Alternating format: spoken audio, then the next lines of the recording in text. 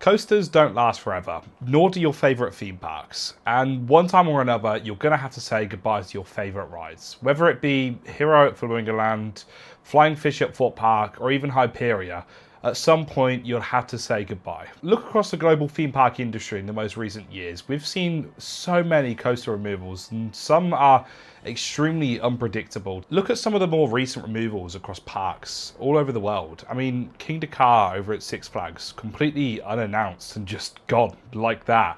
All of a sudden we don't have that coaster anymore. And then you've got the removal of Scorpion Express over at Chessington, and you've got the removal of Scorpion over in Busch Gardens as well. And they're just some of the rides that are being removed this year. I mean, now while your favourite coaster might not get removed, it could receive a massive overhaul to the theming, the technology that's actually on the coaster trains. It could receive a completely new retrack as well.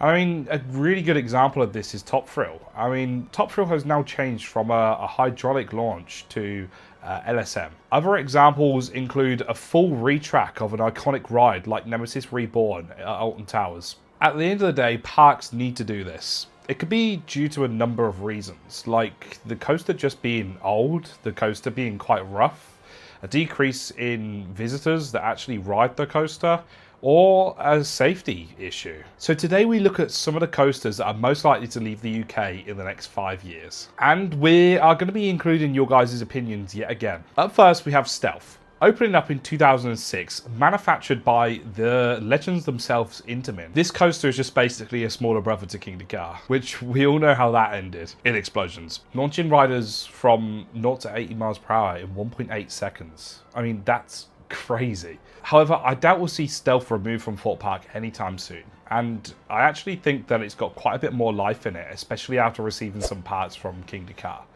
But besides that point, I think that in the future, it's more than likely going to be turned into an LSM.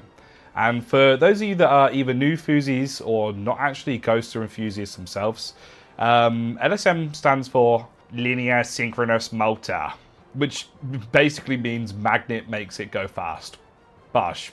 Simple as that. Whee! Seen this get done to Top Thrill 2, and I mean, other than the fact that it stopped working after it opened up, it actually looks really cool. I mean, put it into perspective. Imagine going up a 150-foot spike before you launch over Stealth's top hat.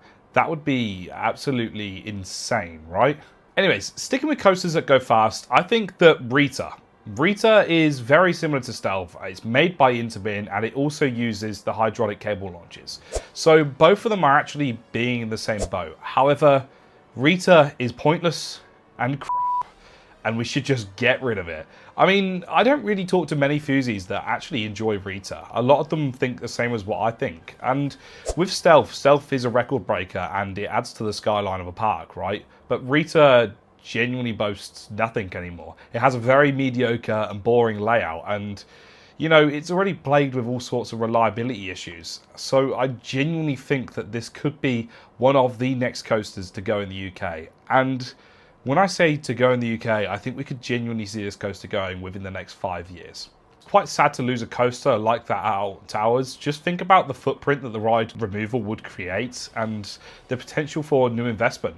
And I mean, even if they just got rid of the ride and you could actually see 13's layout a bit better, that would be kind of cool too. Talking of new investments, the next park that we're about to talk about has never actually invested in anything new.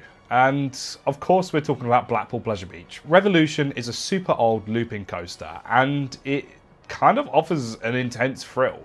However, that's if it's working. On my first ever ride on Revolution, I got emergency evac, which was nuts. And this is because we actually gone down, and for those of you that know what Revolution looks like, you go down into a loop and then back up. And we got stuck up that bit. Obviously, it's meant to release you and send you back down all the way up and across, but for whatever reason, it just didn't let us go again. And I mean, not only is it really unreliable, it's also an eyesore. I don't think this ride looks nice in the slightest. And I mean, for those of you that don't know, you kind of have to go up this spiral staircase to get to the top. And I mean, waiting in a long queue on a spiral staircase for a coaster just feels really wrong in all sorts of ways. And whilst this is technically a launched coaster with its electronic winch that it has, it is still very boring. The ride basically offers nothing. Oh, and I forgot to mention, it's been operating since 1979. I mean, that's crazy. That's like double the age of me. And it's still going to this day. No wonder it's plagued with issues. I mean, it was probably around when the plague was a thing. Now, I've got to be honest with you, I'd probably get rid of most of the coasters from Blackpool Pleasure Beach, but we've got to keep this realistic.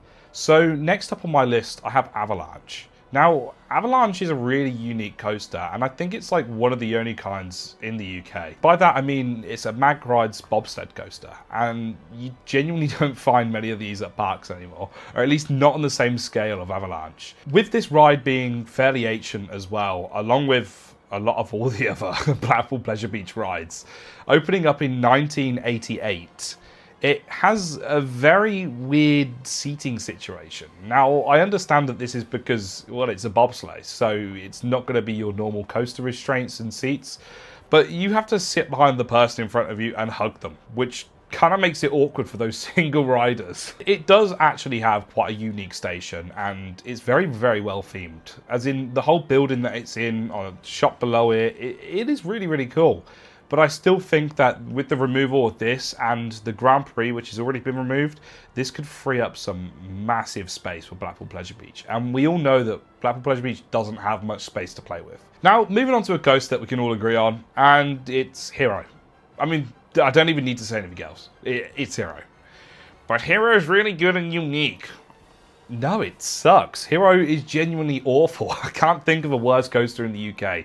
You know what? I'd rather ride that Pinfari coaster over at Wicksteed Park. Seriously. Moving on to one that's probably going to prod some nerves on some people. We have Walking Dead the Ride. Now, whilst this is a really cool theme, I think it's severely outdated. I mean, The Walking Dead is nowhere near as relevant as what it was back in the day. When this first got announced back in 2012, it was obviously a very hyped up thing. After having 3 names, surely they can't just retheme and rename this, right? Especially with it opening up in 1996. This Vekoma indoor coaster is very, very old now, and it doesn't really offer much anymore. So I personally think that this could be a coaster that we see completely removed from Thorpe Park's lineup within the next 5 years. The final one, which is a bit of a weird mention, is Nemesis Inferno. So sticking at Thorpe Park, this coaster's been around since 2003, and it's like 1, 2, 3, 4, like 9 years older than Nemesis Reborn, which is crazy. Well, the original Nemesis, not Reborn, but you all know what I mean. At some point soon, it's going to reach the same age as Nemesis, and it's going to need either a completely new retrack or the removal of the ride. Now, I don't think that the ride will get removed, and I think it will probably receive a very, very similar treatment to the Nemesis Reborn treatment, especially on how well reacted to the Nemesis retrack actually was. And there's also always rumours about this coaster having cracks in its support, and they're always wrong. I mean, you'll have people saying, yes, it's got a crack in its support, whatever. And then, you know, the next comment will literally be somebody saying, yes, I rode this 3 hours ago, it's absolutely fine. And this has been an ongoing thing with Nemesis Inferno for the last, like, 3 years. And I just don't know why. Anyways, I'd love to see this coaster receive the Nemesis Reborn treatment and retake its, you know, rightfully deserved #1 UK coaster spot, right? Oh god, you guys are going to hate me for that, aren't you? Anyways, thank you so much for watching the video. If there's anything that you think I've missed or you disagree with any of my opinions, then please drop a comment down below. Just remember that I'm only covering UK theme parks here.